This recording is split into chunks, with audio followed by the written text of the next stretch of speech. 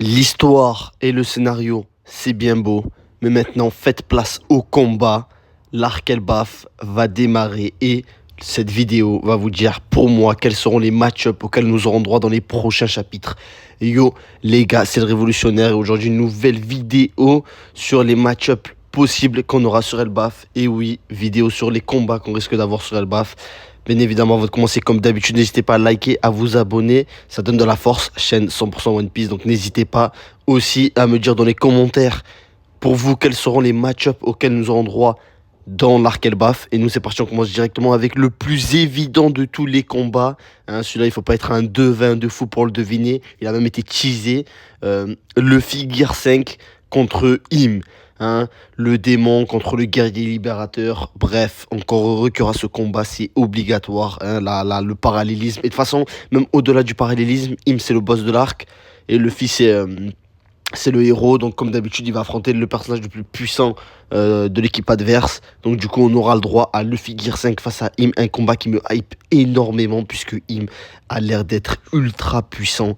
Donc hâte de voir ce combat, ça va être incroyable. Et maintenant c'est parti, on va voir les prochains match-ups. C'est plutôt les autres match-ups qui vont être intéressants parce que là il va falloir essayer de trouver quels seront les match-ups possibles qu'on risque d'avoir.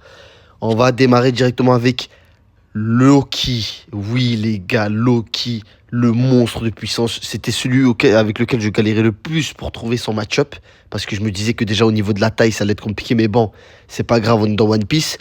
Mais là, Oda a répondu à mes questions, en fait, dans le dernier chapitre, donc le 1150, parce que Dory et Brogy ont été transformés en démons, et leur puissance ont atteint un niveau de fou furieux. Et donc là, on a Dory et Brogy qui veulent tuer le Jarl, et qu'ils ont une puissance de fou, qu'ils ont la régène, quand les pouvoirs démoniaques de Im, et Dory et Brogy qui sont déjà très puissants, mais en plus avec les pouvoirs démoniaques, ils atteignent un niveau de fou. Et donc là, les adversaires pour Loki sont tous choisis, sont parfaits pour lui en fait. En plus de ça, il va pouvoir défendre le Jarl et se racheter auprès des géants, entre guillemets, redorer son blason. Et dans un affrontement légendaire de fou contre Dory et Brogy, et peut-être même les autres géants qui est à côté, ça serait incroyable. Donc pour moi, Loki affrontera Dory et Brogy. Peut-être qu'il y aura Ajrudin et Usopp qui l'accompagneront. Bon les gars, je vous dis Usopp parce que vraiment, pour le personnage, c'est sa dernière chance en fait de tout l'arc de revenir à son prime, on va dire, hein, l'époque du grand Sniper King. S'il veut revenir, c'est maintenant ou jamais en fait. Il faut qu'il accompagne Loki, il faut qu'il accompagne Ajrudin. Donc je le cale là. Donc peut-être qu'il fera quelque chose. Et en plus de ça, comme Dory Brogy sont ses maîtres, peut-être qu'il peut faire quelque chose au niveau de ses maîtres. Ensuite, passons aux ailes du roi des pirates. Hein. Les GOAT, c'est eux qu'on kiffe, bien évidemment. C'est eux qu'on a envie de voir combattre parce qu'ils nous régalent. Hein. Surtout que pour moi, les combats de Zoro et Sanji, depuis que Luffy a la guerre 5, sont plus intéressants que Luffy. Non pas que les combats de Luffy sont nuls, mais tu vois, c'est un peu enfantin Luffy guerre 5. Alors que Sanji et Zoro, quand ils se tapent, c'est des vrais combats. Tu vois. Donc on va commencer avec le match-up de Zoro. Pour moi, le match-up de Zoro, ça va être Killingham. Killingham qui a une espèce de trident. Donc, il a une arme, donc ça peut le faire par rapport à Zoro. Et je vois bien Zoro être celui qui gagne Killingham et celui qui libère... du coup, s'il gagne Killingham, il n'y a plus les cauchemars. Et je vois bien ce rôle être attribué à Zoro, en mode il libère et il gagne Killingham et il sauve les géants d'Elbaf en détruisant tous les cauchemars d'une pierre deux coups. Un peu comme avec Dressrosa où Pika il avait un pouvoir de fou, il faisait chier tout le monde et c'est Zoro qui lui a réglé son compte. Ben là je vois la même chose, Killingham a un pouvoir de fou, il faut lui régler son compte, Zoro va s'en occuper je pense.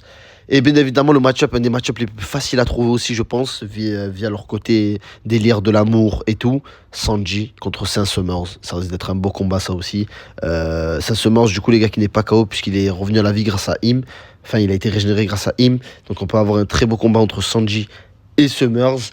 Je pense que ça va être peut-être un combat à sens unique. À partir du moment où je pense que Sanji, Zoro, ils auront le truc pour toucher les chevaliers divins, le combat ça sera à sens unique. En tout cas pour Sanji, ça va être très facile je pense pour Summers dès qu'il aura le truc pour le vaincre. Killingham on sait pas en vrai, on l'a pas encore vu se tape. C'est le même niveau que Summers, ça va être facile pour Zoro. S'il est plus fort, il y aura un combat. Mais donc du coup, voilà les gars les match-up. Et après bien évidemment les Jinbei, les Brook, les Nami, les Robin, tout ça je les vois bien attaquer les monstres, tu sais les monstres de Killingham, les géants et tout ça. Il y a beaucoup de personnes à affronter, donc eux je les vois bien s'occuper de tout ça. Et voilà les match-up, n'hésitez pas à me donner vos match-up dans les commentaires encore une fois. Et moi je vous dis ciao.